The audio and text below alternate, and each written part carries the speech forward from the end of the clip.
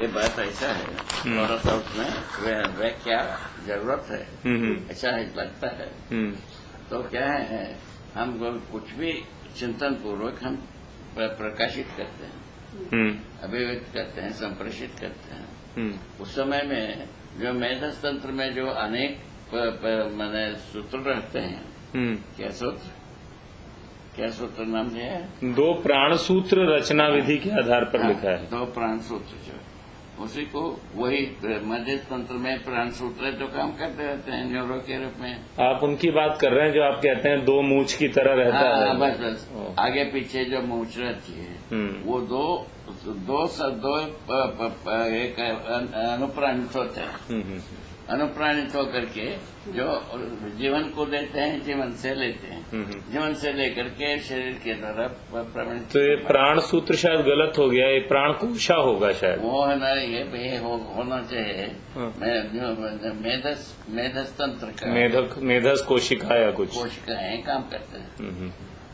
जो आप मूंछ की बात करते हैं बाबा, वो हर जो 2 मूंछ होती हैं मेधस तंत्र की हर प्राण कोशिका में होती हैं। प्राण कोशिकाओं से रचित रहता है। अच्छा, वो न्यूरो है वाक्य में। उसमें पुष्टि तत्व, रचना तत्व रहता ही है। उसी में वो मूछ आता है। पीछे एक भाग वाला नीचे तरफ, एक भाग वाला ऊपर तरफ वो मूछ रहता है।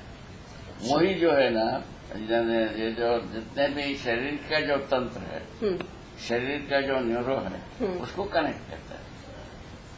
तो वो प्राण कोशिकाओं से बनी होती है, आप कह रहे हैं। बस यह है, सूक्ष्म तंत्र है, सूक्ष्म तंतु है।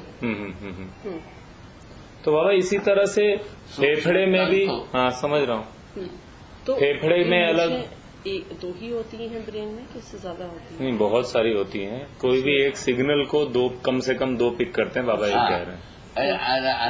अनेक ऐसे प्राण मेधस तंत्र बने रहते हैं, पानी में डूबे रहते हैं। मेधस तंत्र में अनेक बने रहते हैं।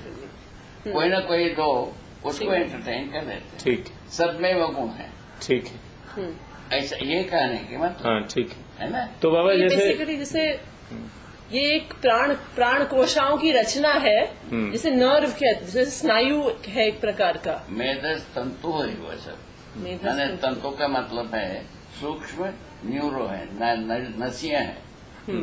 और नसियों के एंड पे मूंछ बनी हुई है। नसियों का साथ ही नसियों का काम करता है। सूक्ष्म से स्थूल होता है, बड़े बड़े नसियों के साथ फिर बाद में काम करता है। तो एक तरह से जहाँ पे वो नसी खत्म होती है तो वहाँ पे 2 मूंछ रहता है, एक ऊपर की तरफ और एक नीचे की तरफ कह रहे हैं। वो स्वतंत्र काम करते रहते हैं, वो कनेक्ट करते हैं, बताया। वो ठीक है बाबा, आपको ये थोड़ा सा ध्यान देना पड़ेगा। ये इसका फोटो यदि ध्यान करेंगे यही निकलता है। वो तो 2 प्राण मेधस तंत्र जो एक पूरा काम कर रहते हैं। माने संकेतों को ग्रहण करना, संकेत देना, दोनों काम एक ही करते हैं, एक ही विधि से करते हैं। कम से कम 2 प्राण मेधस तंत्र ऐसा।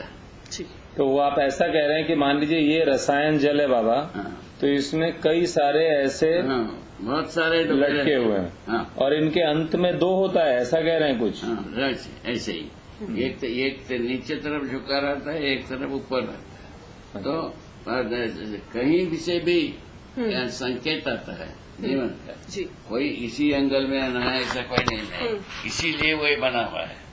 मेधस तंत्र पर, तंतुओं पर जीवन जो संकेत देता है रसायन जल में, ठीक है ना, वो किसी एक ही जगह में देगा ऐसा नहीं है, कहीं भी दे सकता है। उसके आधार पर ये बना है। ये पूरा मेधस तंतु है जो तैरते रहते हैं, फ्लोट रहते हैं। क्या करोगे? जबरदस्त रचना है बाबा, क्या बात है। ठीक बात है। इसको ग्रे मटेरियल नाम दिया है वर्तमान के विद्वान। ठीक है, और आगे बढ़ना है। हो गए, वो हो गया, वो हो गया, वही 2 प्राण सूत्र वाली बात ही। तो क्या मेधस के अलग अलग प्राण तंतु, वो तो मेधस तंतु ने मूल में लिखा है, उसको क्या कहते हैं मेधस में, इसके प्राण सूत्र लिख दिए। यही सब जो है ना पर इसमें छापने के समय में जो मेजरिया होता है उसके ऊपर ज्यादा निर्भर करता है। तो बाबा हाँ। जीवन मेधस पे संकेत छोड़ता है और संकेत शरीर के मेधस के माध्यम से संकेत हमारी किसी शरीर के कर्मेंद्रियों तक जाता है। तो क्या मेधस के अलग अलग हिस्से अलग अलग कार्य करते हैं कि कोई भी हिस्सा कोई भी कार्य कर सकता है?